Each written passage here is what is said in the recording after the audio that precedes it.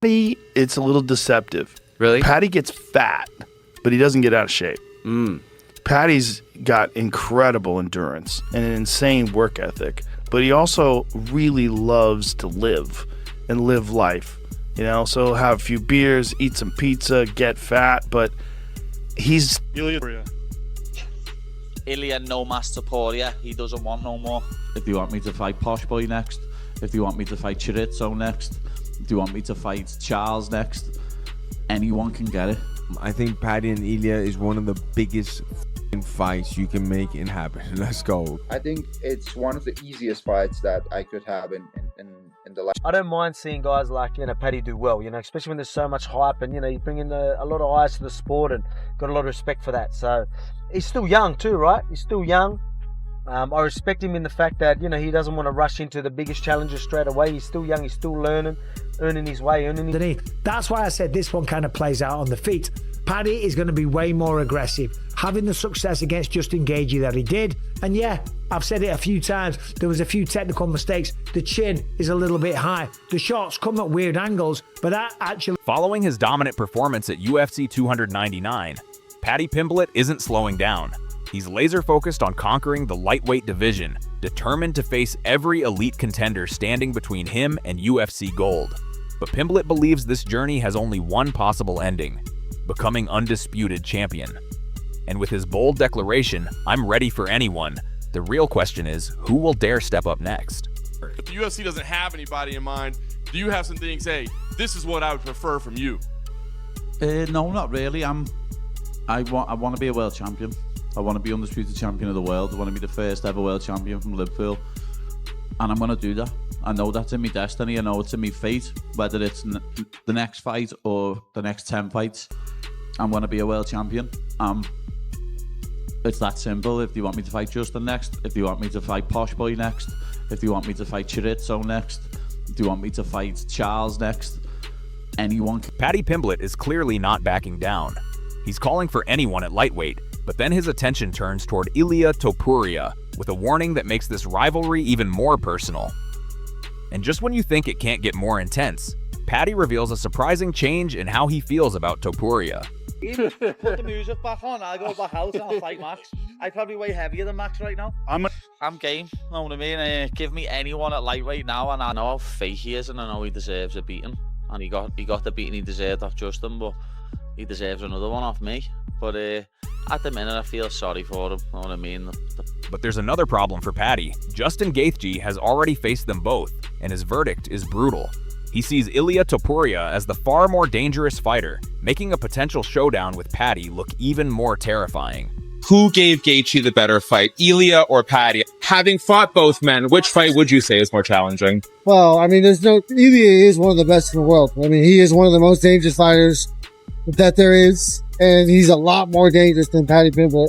However, Paddy Pimblett is goofy, he's got a funky style. I think Ilia is way more dangerous. I think fighting's crazy. I think, in my mind, I think 97 out of 100 times, Ilia beats him up. But Paddy believes Ilia's brutal war with Justin Gaethje changed him forever. And now, he sees that damage as a weakness he can exploit. Then Ilia Topuria responded, and his confidence was chilling. Instead of treating Paddy like a serious threat, Ilia called it one of the easiest fights he could have at lightweight, but his prediction went even further. He claimed Paddy wouldn't survive even one round.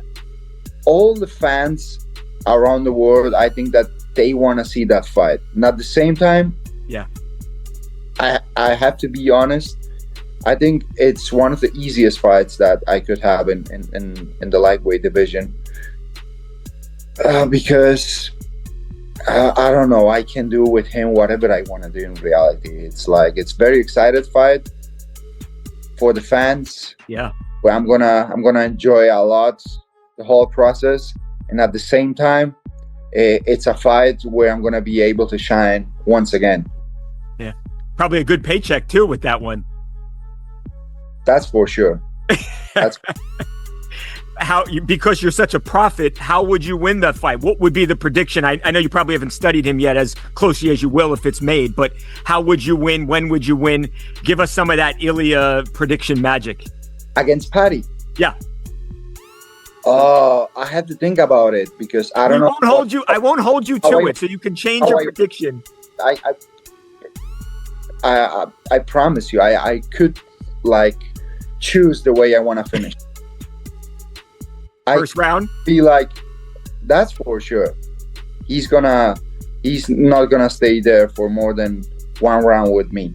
But I don't know, maybe it's gonna be cool to submit him in the ground with a triangle choke from the mount, something like that.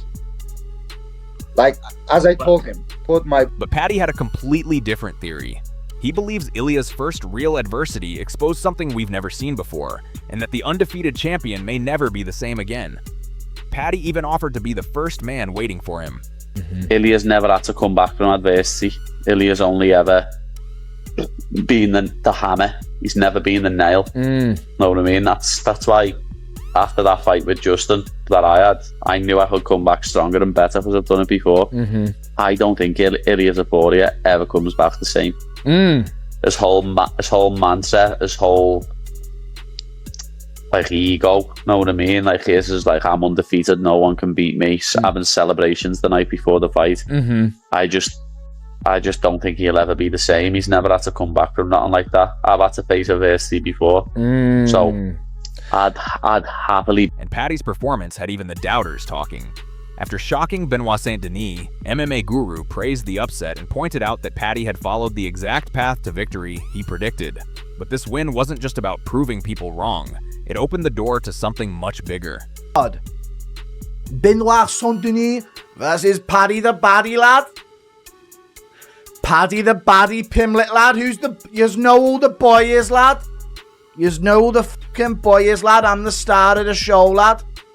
Paddy Pimblett steals the show with a generational performance against Benoit Saint-Denis. Amazing win. Genuinely amazing win. I don't know what the odds ended at, but when I was picking Paddy Pimblett, he's still an underdog. I think he was even more of an underdog when I was picking him as well. The odds closed up a little bit. But people were counting out Paddy here big time. And I said, what did I say, lad? Paddy said the same thing, actually, this fight week. I didn't make my prediction based on what he was saying. But that's the route to victory for him. If he stings Benoit on the feet and Benoit thinks I'll grapple, he leaves his head in position for a real elite. And now, the call out everyone is waiting for. MMA Guru believes Paddy's momentum has to be cashed in, and there's only one fight that makes sense. Ilia Topuria. He wants Paddy to enjoy his summer, then come back for a showdown that could explode the lightweight division. I'm like a fucking spider, lad. Starts calling out Ilia Topuria, the winner of Holloway versus McGregor. There was fighting. I guess that fight ain't happening. Maybe you could get Holloway though. But I reckon December, Ilia Topuria, Paddy Pimblett. Why not, man? Let Paddy Pimblett have his summer. Get he's back on momentum. You have to cash in on Ilia Topuria versus Paddy Pimblett. You just simply have to. I won't take anything else. And then you do Oliveira, Arman. I would like to see Arman versus Gaethje, but I could see them not doing it and maybe doing an Arman versus Holloway, but I don't know what's going to happen. But Paddy Pimblett, Ilia Topuria has to happen next. And guess what? It's actually a fucking... About 10 minutes ago, I'd submit Charles. And have you heard anything back from him or? No, like I've got nothing but respect for Charles. Know what I mean? He's an absolute legend in the sport, but he's on his way out. And I think if he tried to grapple with me, I'd submit him. But we'd probably end up having a war for 5 rounds on the feet if I ended up fighting Charles Oliveira. Meanwhile, Michael Bisping sees the bigger picture. Ilia may need months to recover from his brutal loss, but when he returns, Paddy could be the perfect opponent. They already have bad blood, both have something to prove, and Bisping believes this matchup could deliver serious drama. He's going to need about 6 months off. He broke both orbital bones in his face, okay? I'm not surprised. The man was black and blue, okay? The swelling on the face, the swelling on the nose.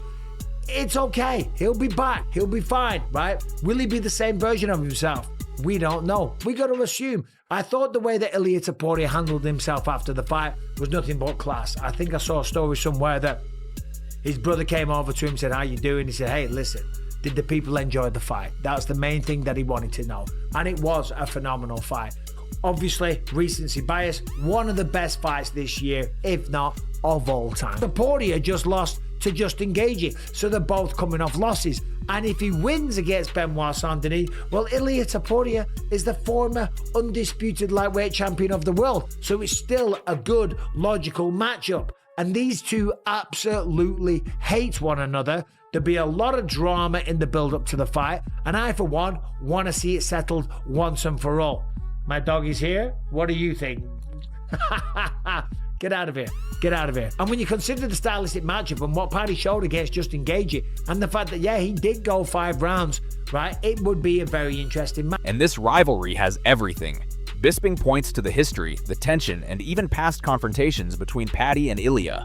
Now, with both men looking for their next statement, the pieces are falling perfectly into place for a blockbuster fight. There's two fighters like this with such high profiles like Paddy Pimblett and Ilia Topuria.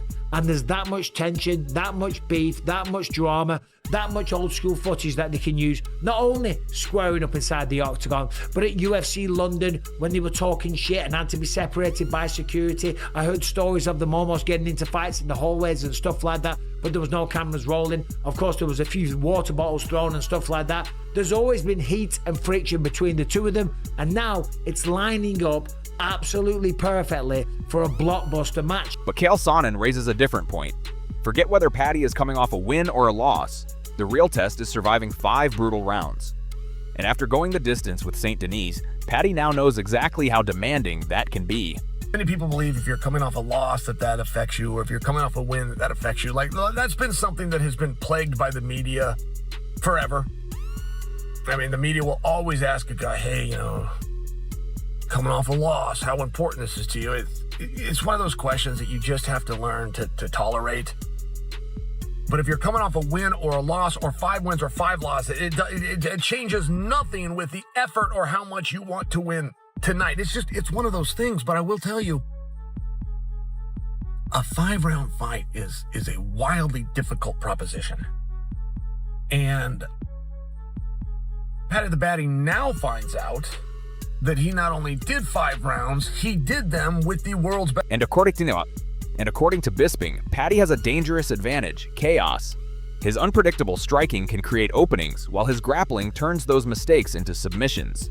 But against Ilia, those same wild exchanges could make this matchup explosive. I think they kind of even one another out. I think Paddy, if he's taken down, is way more dangerous off his back. Benoit Saint-Denis does have really good top game, top pressure. I don't think he has the ability to submit Paddy Pimblett. This is mixed martial arts, and one good shot where you rock someone, anything can happen. But Paddy is a high-level grappler, but so is Benoit Saint-Denis. That's why I said this one kind of plays out on the feet. Paddy is going to be way more aggressive, having the success against Justin Gaethje that he did. And yeah, I've said it a few times, there was a few technical mistakes. The chin is a little bit high. The shots come at weird angles, but that actually ends up helping Paddy because they're unexpected, weird, non-traditional. But Chael questions Paddy's decision to fight St. Denis in the first place. He believes Paddy could have chosen almost anyone, but instead, he picked a dangerous challenge and got exactly what he asked for. Now, the stakes are even higher. Athletes usually know who's going to win, and Paddy the Baddy essentially selected St. Denis as an opponent. I never understood why. And there are guys that will shoot themselves in the foot. There are guys as a way of, like at the time of the press conference, it seemed like a good idea. Or at the time that you put it out on social media, it seemed like a good idea. And then you start to want to pull that one back, and you become guilty of the old adage, be careful what you ask for because you just might get it. But Paddy the Baddy does not have to be in there with St. Denis. Paddy the Baddy could be in there with any. And now, Paddy has something even bigger to prove. Demetrius Johnson believes he could become a future UFC champion, and it's not just because of his confidence. Paddy thrives when fights become chaotic, using his unpredictable style to create submission opportunities. Against Benoit Saint-Denis, we saw exactly that. Pressure, transitions, and relentless grappling that eventually produced a beautiful Darce choke. Could this be the skill set that takes Paddy all the way to UFC gold? I think Paddy Pimblett is a future champion. I truly mean that. He's very good everywhere. He's good at creating the chaos. And I think for him, once he gets into chaos, he's able to find submissions. And each submission that he really, gets is very, very good basics, good fundamentals, meaning that BSC comes across the board, they start exchanging, he shoots a takedown, he gives up his neck, he takes the neck, and he stays with the choke. He attacks the guillotine, BSC rolls. When he rolls, he traps, he attacks the shoulder. When I mean he attacks the shoulder, when he's trying to roll through, he attacks the shoulder so he can't completely roll through. When he attacked it and he rolled through, he locks up that beautiful Darce choke. He hangs onto it. BSC's trying to escape. Paddy sits on his butt, throws his legs over, and he's able to lock it in. He keeps it, secures that. But before the next fight is decided, there's a major question hanging over Ilia. After suffering serious facial injuries, he could be out for around 6 months. And the biggest question is simple: will he return as the same fighter? Still giving out bars, unsurprising to me. I imagine that he was going to be gracious in defeat. I know he does the predicting everything, celebrating beforehand, showboating, all of that, but it doesn't surprise me that is amazing. He's carrying himself with class throughout this. I mean, you see it with all the great champions out. Despite the brutal loss, Ilia's response earned plenty of respect. His focus wasn't excuses, it was whether the fans enjoyed the fight. But now, with both Ilia and Paddy coming off losses, this rivalry suddenly makes even more sense. Surprised the man was black and blue, okay? The swelling on the face, the swelling on the nose. It's okay. He'll be back. He'll be fine, right? Will he be the same version of himself? We don't know. We got to assume. I thought the way that Ilia Topuria handled himself after the fight was nothing but class. I think I saw a story somewhere that his brother came over to him and said, "How you doing?" He said, "Hey, listen, did the people enjoy the fight?" That's the main thing that he wanted to know. And it was a phenomenal fight. Obviously, recency bias, one of the best fights this year, if not of all time. Topuria just lost to Justin Gaethje, so they're both coming off losses. And if he wins against Benoit Saint-Denis, well, Ilia Topuria is the former undisputed. So, after everything we've seen, one thing is becoming impossible to ignore. Paddy Pimblett is no longer just a loud personality making bold call-outs. He's building real momentum, and the names around him are getting bigger. From analysts praising his evolution to fighters questioning whether Ilia Topuria can return at the same level, the possibility of Paddy versus Ilia is becoming harder to dismiss. Paddy believes he can beat anyone at lightweight. Ilia believes Paddy would be one of his easiest fights. But that's exactly what makes this matchup so dangerous. Because when confidence meets unfinished business, the result can be explosive.